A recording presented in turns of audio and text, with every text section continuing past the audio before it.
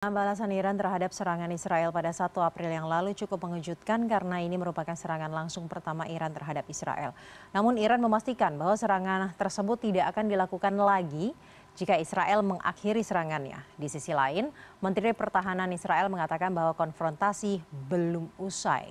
Lalu bagaimana potensi eskalasi konflik Israel-Iran akan saya diskusikan bersama dengan dosen hubungan internasional dan pengamat Timur Tengah Universitas Indonesia Agung Nurwijoyo. Selamat malam Pak Agung. Selamat malam, Mbak. Pak Agung, Menteri Pertahanan Israel jelas-jelas menyatakan bahwa konfrontasi dengan Iran ini belum berakhir. Iran juga tegas sebenarnya, walaupun syaratnya adalah asal jangan diserang balik oleh Israel maka tidak akan melakukan serangan. Namun jika diserang balik, maka serangan selanjutnya akan lebih besar. Nah, apakah narasi-narasi ini yang saling bersautan melalui sosial media dan juga media massa sebenarnya merupakan potensi awal konflik ini sebenarnya akan bisa meluas?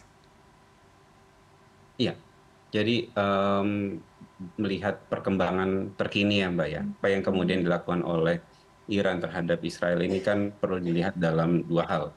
Yang pertama, pesan penting bahwa apa yang dilakukan oleh Israel sebelumnya terhadap konsulat Iran di Damaskus adalah serangan terhadap ya kedaulatan Iran, sehingga Iran melihat perkara ini sebagai punya tingkat keseriusan tersendiri gitu ya.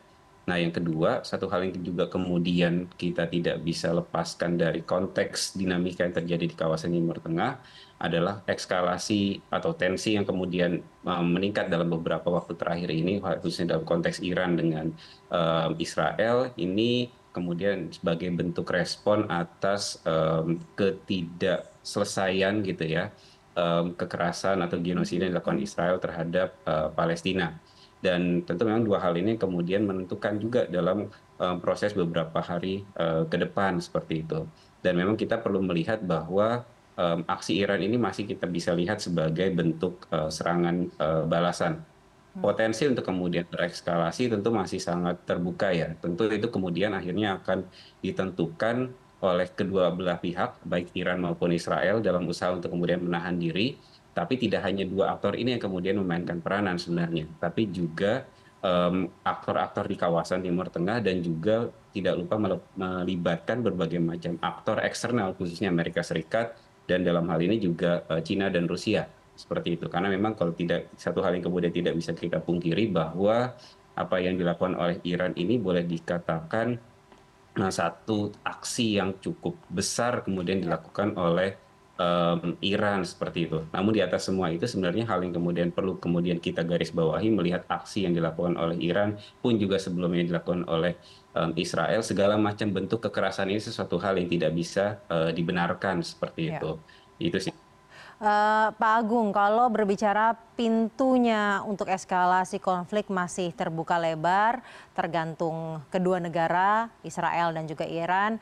Begitu juga dengan sekutu-sekutunya. Nah, ini salah satu sekutunya Israel, Amerika Serikat, walaupun sebenarnya tegas ya menyatakan dukungannya akan tetap berada bersama dengan Israel, membantu Israel dalam menghadapi serangan Iran kemarin bahkan.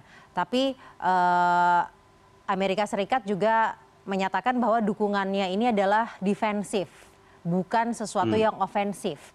Nah, apakah justru sikap Amerika Serikat ini menutup atau mengecilkan pintu terjadinya eskalasi atau dengan kata lain membantu deeskalasi ketegangan saat ini?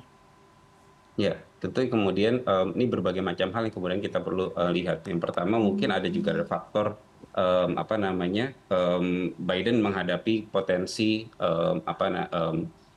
dinamika dalam konteks politik domestik karena menjelang pemilu seperti itu, sehingga tidak mau juga kehilangan dalam konteks suara secara domestik. Tapi di luar dalam konteks itu, saya lihat kemudian Amerika pun melihat perilaku Israel ini sudah relatif kelewatan gitu ya, sudah kelewatan, sehingga kemudian apa namanya Amerika cenderung untuk kemudian bermain lebih relatif aman seperti itu.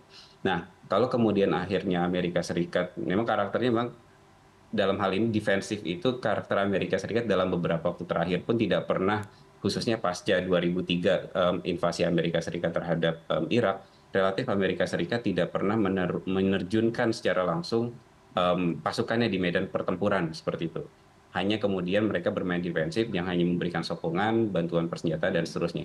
Paling agak sedikit ofensif dalam konteks ya apa namanya mengirimkan kapal-kapalnya di sekitar, tapi tidak sampai kepada benar-benar ikut perang langsung di lapangan, karena itu pasti kalkulasinya akan sangat besar bagi Amerika Serikat seperti itu.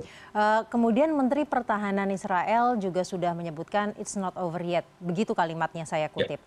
Jika kemudian Israel benar-benar kembali melancarkan serangan terhadap Iran atas serangan balasan yang dilakukan oleh Iran, eh, bagaimana kemudian kondisi geopolitiknya? Karena kalau melihat Amerika Serikat salah satu negara sekutu yang paling besar terhadap Israel tidak menginginkan eskalasi konfliknya semakin jauh.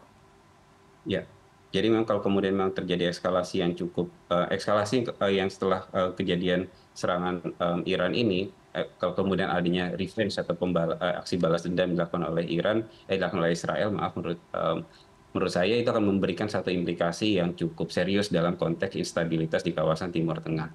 Karena penting untuk kemudian melihat bahwa dalam melihat kompleksitas keamanan kawasan di Timur Tengah, Iran ini adalah salah satu regional power di kawasan Timur Tengah dengan kekuatan militer yang cukup besar gitu ya untuk di kawasan Timur Tengah seperti itu. Nah, akhirnya memang potensi untuk terciptanya efek domino dari adanya aksi balasan yang jika memang itu dilakukan oleh Israel pasti punya implikasi yang cukup besar. Terlebih perang kalau kemudian ada aksi balas-balasan ini terjadi bukan di wilayah yang berbatasan secara langsung. Ya. Artinya akan melibatkan berbagai macam pihak yang potensi terdampaknya jauh lebih besar. Sehingga sangat rasional untuk kemudian kita melihat bahwa aktor-aktor di wilayah antara Iran dengan Israel ini mulai memberlakukan misalkan no flying zone misalkan, karena memang sangat rasional mereka nggak mau secara gegabah untuk include dalam proses serangan ini, karena bagaimanapun langsung maupun tidak langsung mereka akan memberikan terkena dampaknya. Ya. Itu yang pertama dalam level negara. Tapi yang juga jangan kemudian kita lupakan adalah faktor geopolitik Iran sendiri, dalam konteks adalah pengaruh Iran terhadap apa namanya jejaring-jejaring kekuatan Syiahnya misalkan di kawasan seperti itu, yang mereka juga sangat punya potensi untuk mengikuti apa yang kemudian apa namanya arah Teheran ini mau kemana, khususnya kelompok-kelompok Houthi, kelompok-kelompok Hizbullah misalkan seperti itu. Ditambah yang terakhir juga bicara Timur Tengah yang tidak bisa kita lupakan juga adalah peran dari kekuatan eksternal, dan dalam ini tidak hanya Amerika Serikat. Kalau Ya. sudah bicara masalah Iran tentu pasti harus melibatkan Rusia plus juga Cina. Baik, terima kasih dosen hubungan internasional dan pengamat Timur Tengah Universitas Indonesia, Agung Nurwijoyo telah bergabung bersama kami malam hari ini dan menjelaskan bagaimana eskalasi konflik yang terjadi antara Israel dan juga Iran. Terima kasih telah menyempatkan waktunya. Oke, terima kasih kembali.